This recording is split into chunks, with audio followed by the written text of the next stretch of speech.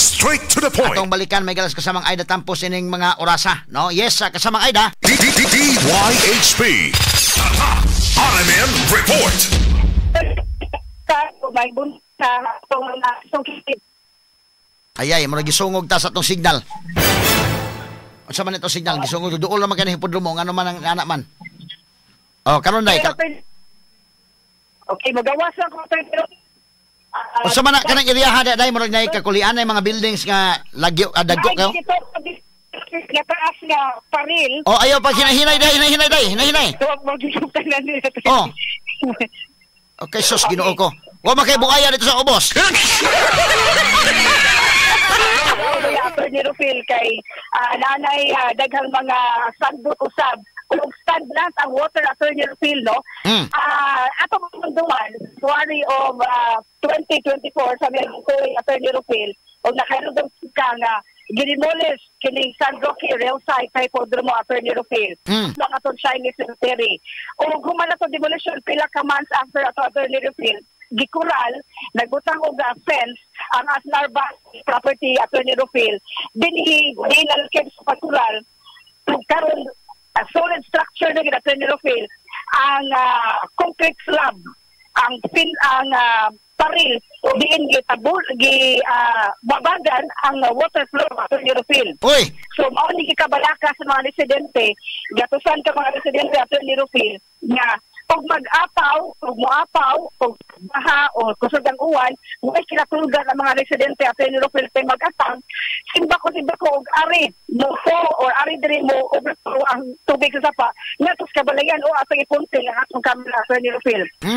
Gatusan ka mga balayang na adiri at Rufil, Mauricia ang Dalcaba, Kahipa, Creek din Attorney Rufil usap sa mga dakong sitio diri sa parang hipodromo Attorney Rufil. Di kural na dia gibutangan og kural Aida. Nusa man naa sa fencing permit na sila. Ano man nga nabutang masag pader. Wala nagpaduol gyud ko diri Attorney Rufil kay mao kini diri ang iliya nga palabog gyud kaayo ang paril Attorney Rufil. In fact, extend ko niya og shots down Attorney Rufil nga ako yung giunggaw gitungtong gito na akong atop Attorney Rufil nga atong nakita ang concrete slab ang termino concrete slab niya dili makaagi ang tubig Attorney Rufil gumikan sa gibutan ang concrete slab naway kaagian ang tubig kung fast forward communicate ni sa barangay kapitan o barangay official sila ginikap doon Bacolod ang Cebu City Government ni Mayor Raymond Garcia ni Consul Jerry Guardo sa Committee on Infrastructure gubat sa baha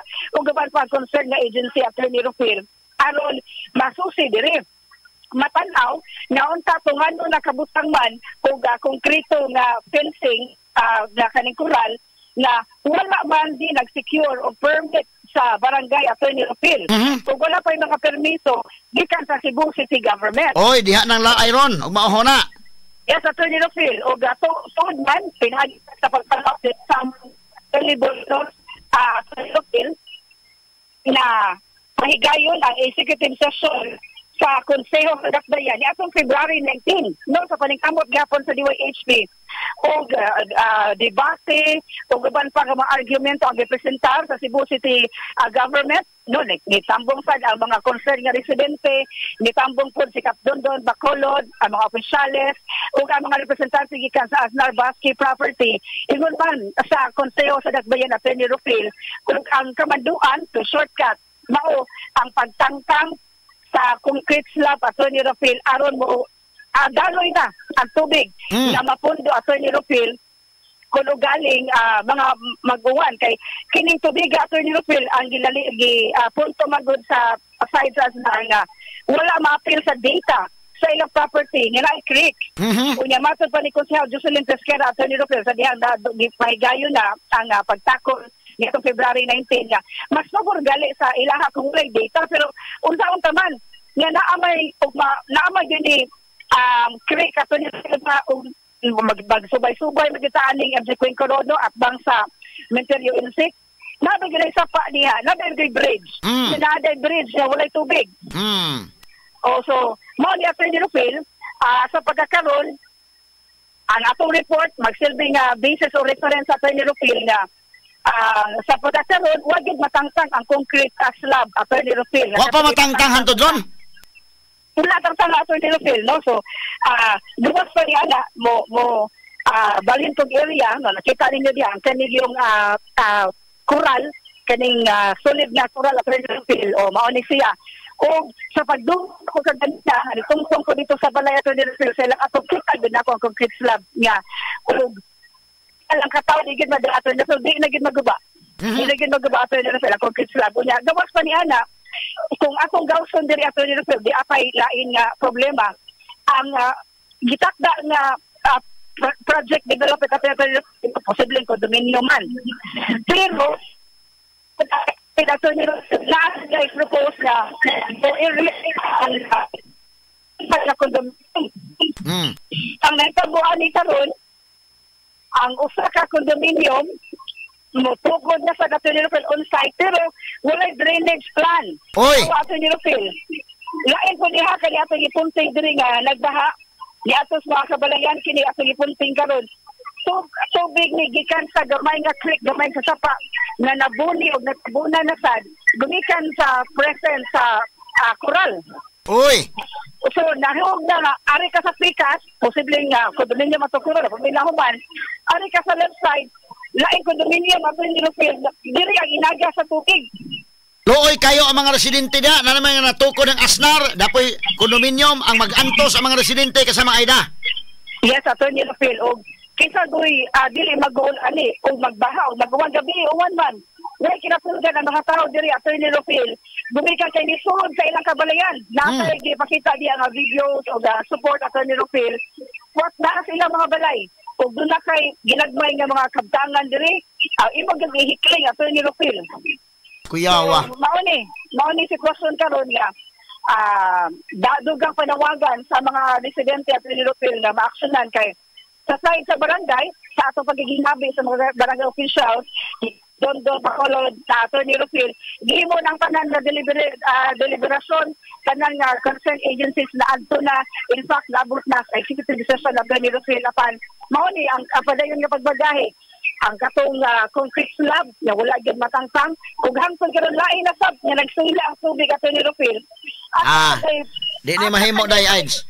Ato ning follow upon sa city government kay slaman man dunay power ani. Ang police power of the state kinahanglan ilang gamiton aning kalakiharon for the benefit sa kadaghanan nga mga tao dinha nga dili sa mapiktaran kasama Aida kay kuyaw ani kini og mo lapaw ang tubig ani kay ilan naman ang gikural diha kasama Aida. Delikado kay ngano man sa manang asnar diha. Salig na sila nga asnar sila. Maunay dakong pangutana Attorney Rufil nga nagtangag og dakong tubag. Ato nang i-follow up kasama Aida sa City Hall. Di pwede. Ngano man asnar na sila. Di man pwede na nga maghinaot sila diha. Importante nga mosunod sa balaod. Yes, Attorney Rufil, no? So, mauni ang kahingawa sa mga tao nga, kanan, isturbo ka, di ka makatug, kung kusog ang uwan Attorney Rufil, at naging silang kabalayan, kung ang sa pikas boat, ang stagnant na water, nga dili makalahos sa Attorney Rufil, kung mo-overflow atos kabalayan, maglunop, simbako lang, kung ang stagnant water, makamugdag mga sakit-sakit, kaninga, mugawas na nga tubig Attorney Rufil, kung simbako aoy. Nga ato sa mga residente yun. Kisa may tagiya ng, kanang koral ang tagiya ng asnar, kanang tagiya ng kondominium kisa tagiya na. Actually, Attorney Rufil, ang asnar na ilahang koral, wa pa sila katugod yung structure. Apa ng mural una na walay matud pa walay permit kay gi-confirm nila sa Cebu City Government. Sa Picas side, private property ni Attorney Rufil katong mutungkod sa condominium pero mo gingon sa asnar ang kanilang Picas condominium wala man sa sila plan. So mo na ato pang tana ba kani mo na i-exist nga mutungkod na condominium diri sa Picas allegedly nitumaw ang pangalan nga Vista Mall Attorney Rufil. Ato ingon asa man day ilahang drainage plan, asa ilang plano nga mutungkod na dito condominium nga walay agianan sa tubig. So mo na itong pangutana Attorney Rufil. Asa ni gawas nga ngan anda eda kay gilistan ako. Ang nigawas nga pangalan kay Vista Mar. Vista Mar. Oo. Mura ginisag parilay nagawang Attorney Rufil as land basket property, paril o niya another condominium mo na nigawas nga Vista Mar. Aha, sige. I-follow up tani sa City Hall. Dili tani undangan og follow up ka kasama Aida. Yes, Attorney Rufil. So, ang paglangob sa ating mga publiko, Attorney Rufil, labi na sa mga residente dili sa Kahipa o sa Alcaba, Attorney Rufil, no? Ato na nahatagag aksyon, una nga mga interventions apan karon gisusig gid nato, gisubay gid nato, Attorney Rufil. Kita gyud sa tunga ka mga mata, kini mga kabalayan diri nga dito na langitag kagian ang tubig nga guba, makmak na nilahang property, Attorney Rufil. Kana ang mga development na wala man tay supak ana, way problema na basta mo sunod lang sa balaod, ang mga tao nga mga pobre dili maapektaran ang ilang mga structures. Follow lang ug dunay coral, mga fencing permit kanang tubig dili na mababoy diha hasta nang kondominium. Basta nagsalig sila nga kinsa na sila ug asnar man kana sila nga og Vistamar. Di man ta mo pwede ana nga hadlokon kanilang apelyido.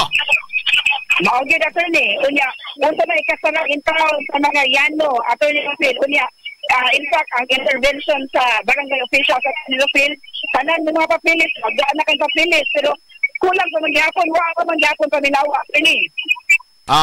Atong i-follow up na, atong balikan ang gobyerno ani nga ilan nang i-implement din nga mo kuan sila anang dapita kasama ida kay naman na sa ilang kagahuman dili sa city government.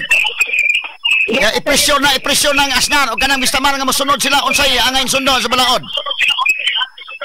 Yes, Attorney Rufil, no? So ako ni padayon nga sundan kini nga Secretary Attorney Rufil nga giyong ongoing construction apan wala mga permit sa Attorney Rufil. Okay. Sige, so maon ba ito sa Kahipa Creek sa Barangay Hipodromo. Ato pasalamatan lang nag-abal na ko diri kasama Eda Arisgan o pangkawan sa Lupo na Attorney Rufil nga taga diri usab. Kini si Radio 1 Aida Campos Tatak Arimen. Number 1 sa balita, number 1 sa komentaryo, number 1 sa drama, at number 1 sa serbisyo publiko. DYHP RMN Cebu, the official overall number 1. Number 1. Radyo Nationwide. Atong takna alas 10:31 na. Kani mahigala kadaghan na kanang kondominium, tagak tong mga martilyo, matagak tong kuan aksyon na to na. Na okay na to hasta tong diri aspikas. Ka mga wa pay mga net nga gibutang. Kani karon lahi na po ning problema ha.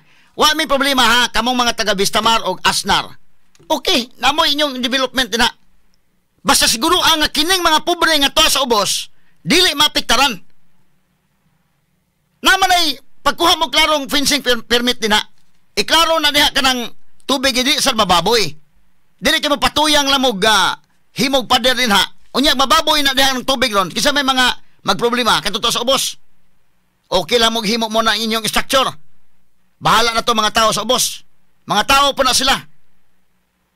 Doon na po na sa ilang kinabuhi, doon na po na sila ilang kaugalingon nga paningkamot nga mabuhi. Dili kay kamuray mabuhi din ha. Apil na mga tao. Sa magkapobre-pobre na sila diha ay mo kaminos ana nila. Di na mahimo nga dili na mo ni i-follow up. Ato ni follow up ni. Kaya ganun man day usama na inyong gisaligan din ha. Basta nagtuo mo mga Vistamar mo, Asnar mo hunong lang ta ng kalakiya. Among i-follow up ni city government. Dili mi mo hinahinay lang aning kalakiya. Ngano man day Asnar mo? Komentarista na walang kinatatakutan sa ngalan ng katotohanan. Attorney Rufil Fernandez Banyog sa Straight to the Point. Number 1.